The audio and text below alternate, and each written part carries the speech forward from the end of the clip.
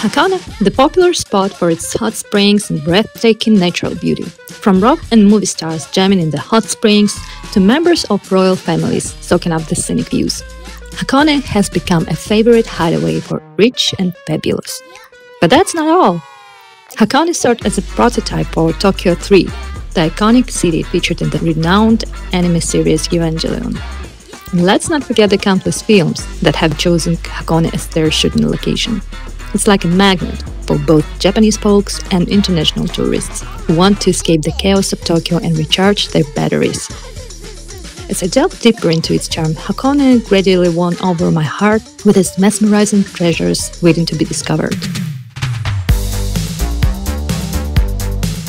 If you're heading to Hakone, you gotta make it to Odawara Station first. Now, if you've got yourself a Japan Railway pass, the smart move is to catch the Tokaido Shinkansen to Odawara. But hold on, because not every train stops there. So play it safe and hop on the trusty Kodama Train. It's the quickest and most convenient option, zooming you there in about 30 minutes on the fastest rides. Now, here is another choice for you, the Odakyu Romancecar Limited Express train. It's a bit fancier, departing from Shinjuku Station and taking around an hour to reach Odawara. If you're up for a more budget option, just like us, you can always go for the regular trains on the JR Tokaido Line from Tokyo Station or Shinagawa Station. The ride takes about 1 to 1.5 hours, depending on the train you catch. Once we arrived at Odawara Station, we made a wise choice and purchased the Hakone Free Pass. Trust me, you'll want to follow in our footsteps. With the pass, you get unlimited ride on various transportation options like trains, cable cars, ropeways, and buses within Hakone. It's convenient, saves money, and allows you to explore Hakone's beauty without worrying about individual fares.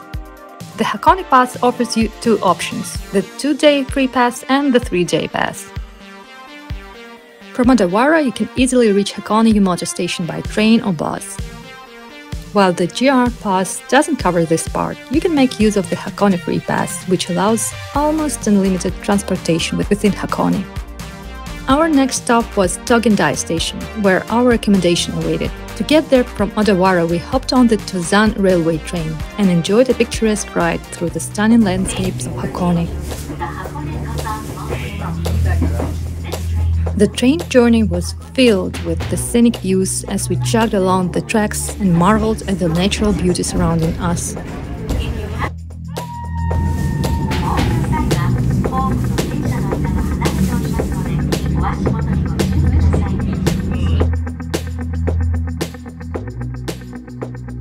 After arriving at the end of the train line, we transferred to the cable car.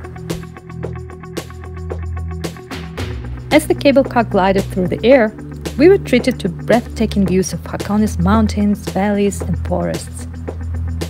It was a truly inspiring experience. So, if you're planning to stay in Togendai, I highly recommend this route.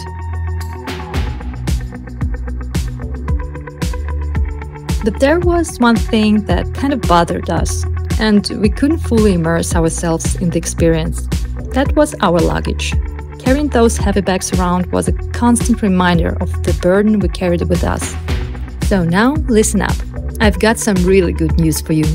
Turns out, at the Hakone carry service counter in Hakone Yumoto Station, they offer this genius service called baggage delivery. We had absolutely no clue about it and ended up lugging our heavy luggage all over Hakone. So now that you know the secret, it's time to ditch that luggage burden and roam Hakone without a care in the world.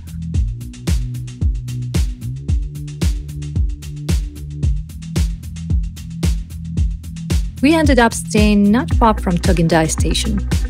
The apartment we booked was fantastic, a lovely, spacious place situated a mere 5 minutes away from the station. Our Airbnb accommodation came to a total of $358 for 3 nights. Since there were 4 of us, we decided to split the bill, making it a highly economical choice.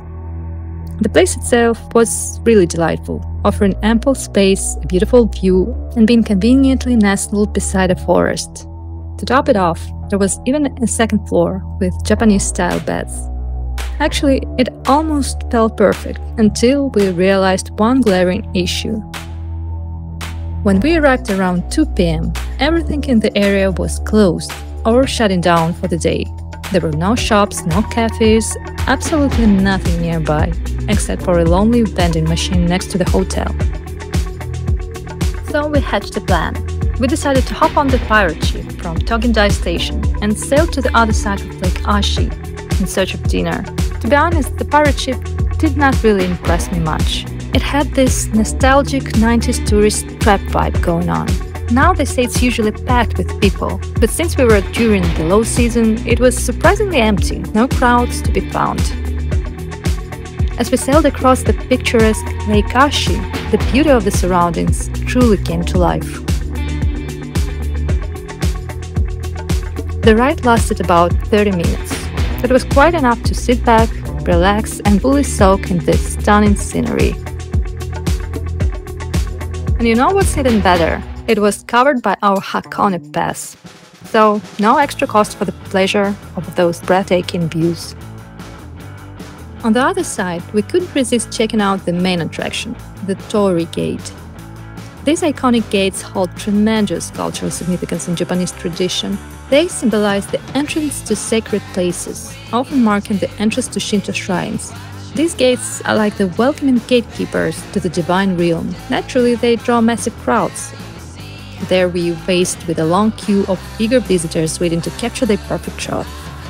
However, we opted for a different approach. Instead of spending our time in line, we took a leisurely walk through the serene forest and stumbled upon a charming pizzeria that satisfied our hunger. Later in the evening, we returned to the Torii Gate to find that the crowds had disappeared.